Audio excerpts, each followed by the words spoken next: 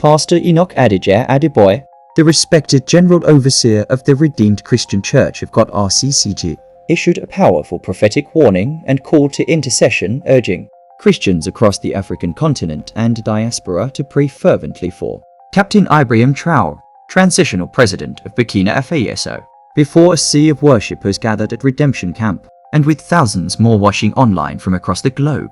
Pastor Adeboye paused his usual sermon flow to deliver what he described as a divine interruption, a burden from God so urgent that it could not wait.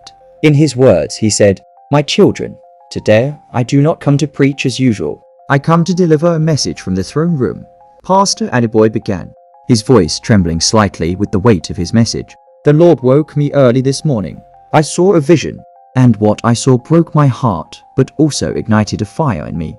According to the beloved Nigerian cleric, who has long been recognized globally for his prophetic accuracy and spiritual authority, what he witnessed in prayer was unlike any vision he'd received in recent times. In vivid detail, he described seeing a small but fierce flame burning in the city of Ouagadougou, capital of Burkina Faso. This flame, he said, represented a divine mission, burning in the heart of one man, Captain Ibrahim Traore. "In the spirit, I saw a young soldier, not dressed in military garments, but clothed in light," Pastor Adeboye declared. "He was standing on a mountain, raising a banner of freedom, truth, and justice. But I also saw vultures circling him. I saw a dark wind approach, violent, hungry, demonic." As he continued, the Redemption Camp grew deathly silent, as if all of heaven and earth paused to listen. "The Lord said to me, 'This flame is my purpose, but the enemy has seen it. He seeks to snuff it out before it spreads.' And then I saw something terrible, a vision that looked like death. I saw confusion, betrayal, mourning. I cried out, 'Lord, no.' And he answered, 'If my people will pray, it shall not come to pass.'" Pastor Adeboye's message was clear and direct. Ibrahim Traore, though a political figure, has been chosen by God for a spiritual assignment far greater than his current office. He called him a torchbearer and a seed of revival for Africa, one whose mission, if preserved through prayer, would not end in Burkina Faso, but would become the spark that ignites continental transformation. "Hear me," he thundered. "This young man is not just a president. He is a signpost, a trumpet. His words, his actions, his courage, it is not by accident. God is using him to stir something ancient in Africa's soul. But we must cover him, because what I saw was an assassination in the spirit. And we must stand in the gap so that it does not become reality."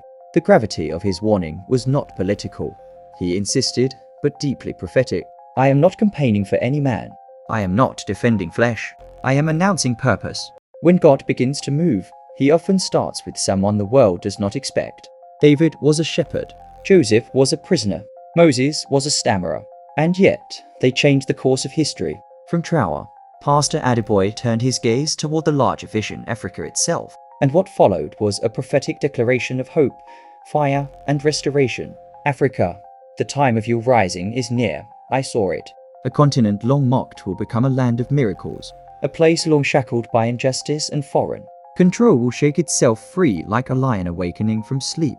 I saw revival raw, pure, and uncontrollable bursting from obscure villages, from university campuses, from refugee camps, from military barracks, and from churches, both big and small." He warned, however, that this rising would not come without resistance. "Hell is afraid of Africa's awakening. That is why it is attacking our youth, our economies, our governments. That is why the enemy wants to take down anyone who dares to break the mold. But we are not ignorant of his devices." The climax of Pastor Adeboye's message was his fervent call to action, a spiritual assignment for every Christian in Africa and around the world. He called for 1. A 7-day continental prayer chain, starting tonight at midnight. I am calling all RCCG members, all Christians across denominations, all prayer warriors in the diaspora to join hands in a 7-day chain of intercession for Ibrahim Traore and for Africa.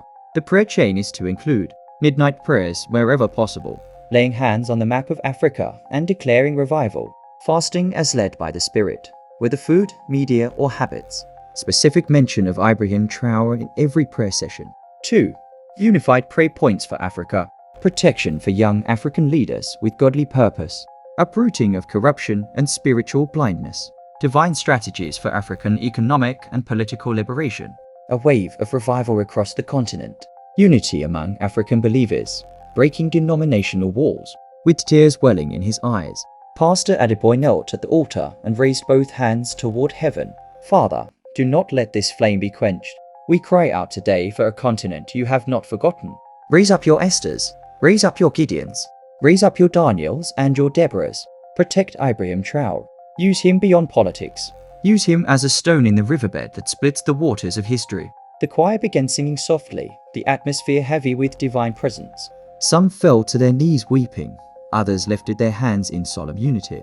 One couldn't help but feel the pulse of something historic being birthed, not by political action, but by spiritual warfare. A wave across the internet and the continent. As the live stream ended, the message had already begun its journey across social media. The hashtags #PrayForTraore, #AfricaShallRise, and #Flame of Burkina began trending on X, formerly Twitter, Instagram, and TikTok. Short clips of Pastor Adeboye's voice declaring, "His work will not end in Burkina Faso," began spreading like wildfire. WhatsApp prayer groups across West Africa sprang into spontaneous prayer. Ghanaian pastors organized all-night vigils. Burkina believers, both Christian and Muslim, began sending out calls for peace and protection. In Nairobi, a youth fellowship cancelled their usual Bible study to hold a night of prophetic intercession for Africa. In London, African students gathered on university lawns with maps and candles, declaring scriptures over the continent. Even in France and Belgium, countries with historical ties to Burkina Faso, diaspora Christians posted videos praying for God's plan in West Africa not to be delayed. Of course, not everyone received the message without skepticism.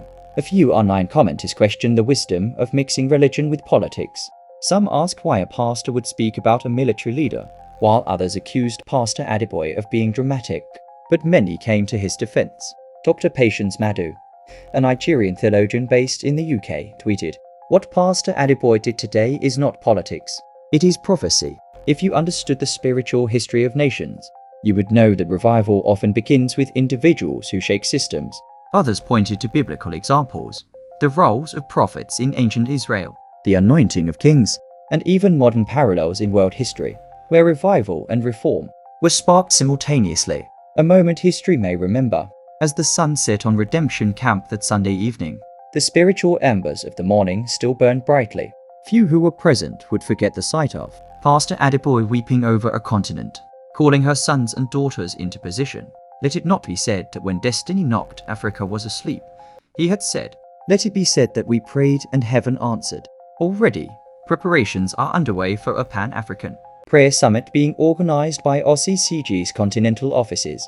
Churches in Ghana, Kenya, South Africa, and the Congo are expected to join.